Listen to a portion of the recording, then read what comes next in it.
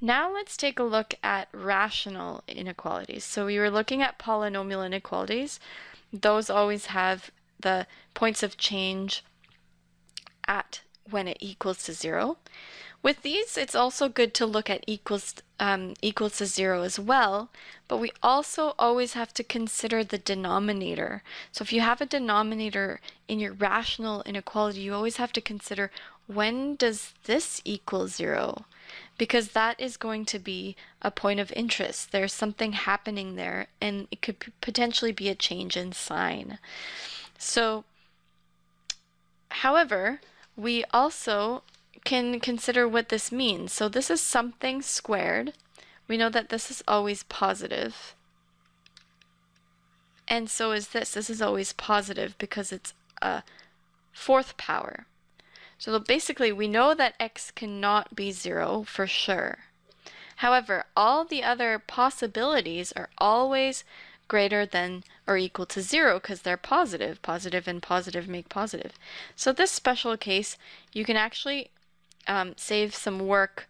Normally you want to bring it all over and make it equal 0, but in this case you can see that because this is always positive, so because it's greater than or equal to 0 for sure, not equal to 0, so it's always going to be, of course, greater than -1, right? If all our answers are always here, then they for sure are going to satisfy this.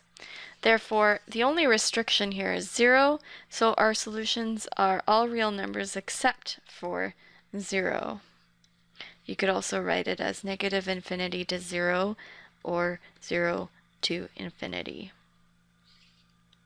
However, they're not always that simple to work with. In this case, these could be both positive or negative, and this is less than 3, so there's no way of us to really be sure. However, we are sure of one thing. We know that x cannot equal -2, so that is one point we're going to have to make sure is on our test radar here. The other thing is we want to consider it to 0, so we want to bring everything to one side. X minus 1 over x plus 2 minus 3 less than or equal to 0. That's always our first step. 0 is the magic number. It helps you find things out. Now, to do this, we need a single expression, so we need a common denominator. So that'll be x plus 2, but if we do that here, we also need it here. So let's combine it all together. We'll have x minus 1 minus 3 times x plus 2. Remember to take that negative in with you. So that's x minus 1 minus 3x minus 6 over x plus 2. And that simplifies to 1 minus 3 will be -2x, and -1 minus 6 is -7 over x plus 2. So now we need to consider the possible test points for this.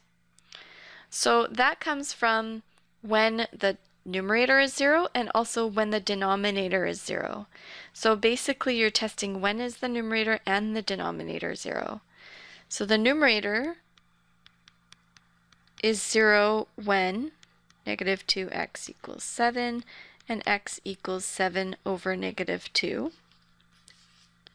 And the denominator is 0 when x is -2. So we want to look at both of these points of interest and plot them. So 7 over 2 is 3.5, so that'll be -3.5, and a -2, say, is here. Now, always watch your endpoints.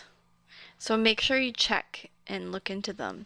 The -2 cannot equal there, so it has to be open.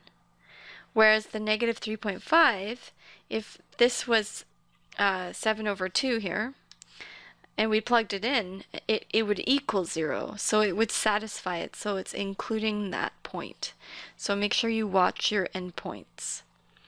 So now let's test all of these regions and see where this is true.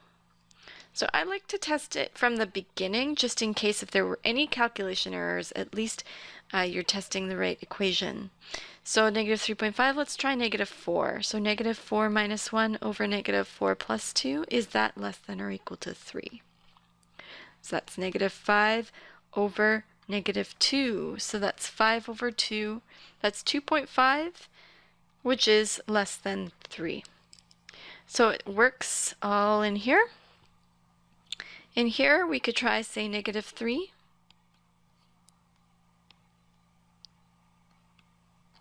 So that's negative 4 over negative 1. So that's 4, which is not less than 3, so it does not work there. And test this point, let's say 0. So 0 minus 1, 0 plus 2, which will be negative 1/2. And negative 1/2 is less than or equal to 3. So this gives us a final answer of everything from negative infinity to negative 3.5, including, or negative 2 all the way to infinity with excluding the negative 2.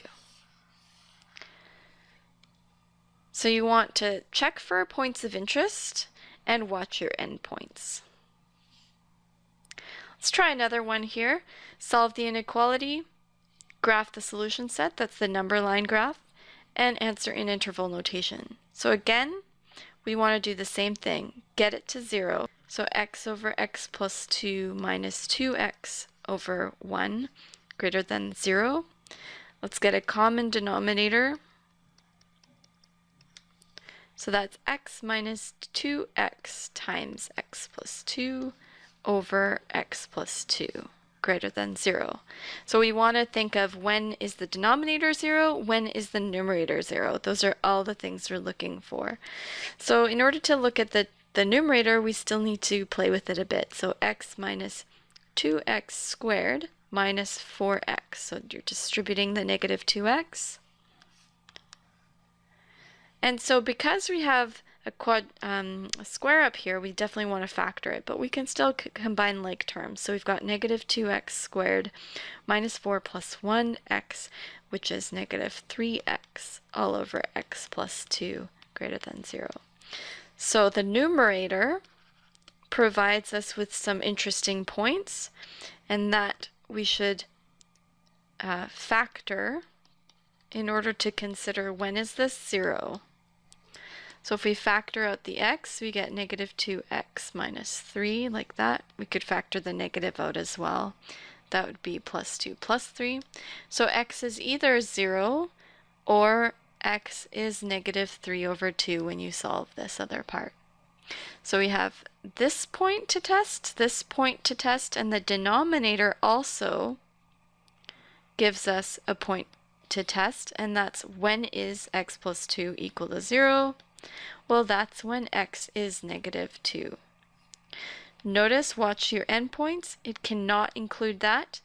And also because there's no equal sign, it cannot include. So these are all open.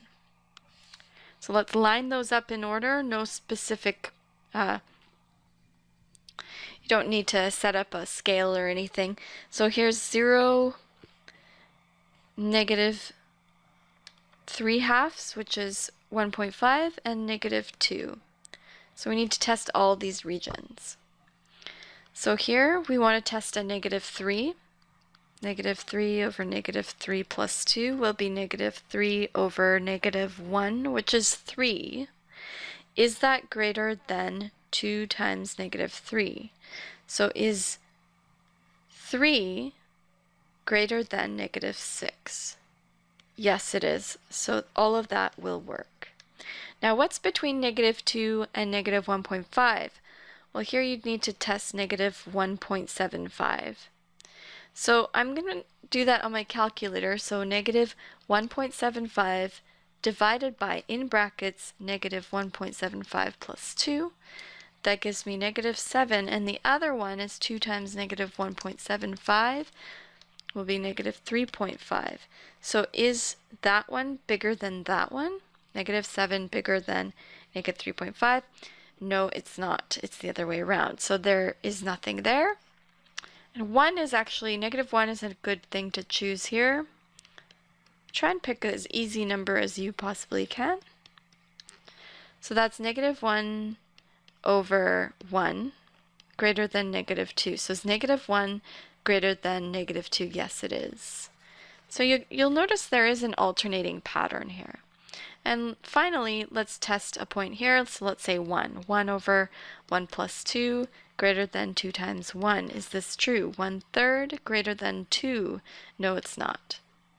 So this number line provides us a nice set of solutions. So everything all the way up to -2, or everything between -3/2 and 0.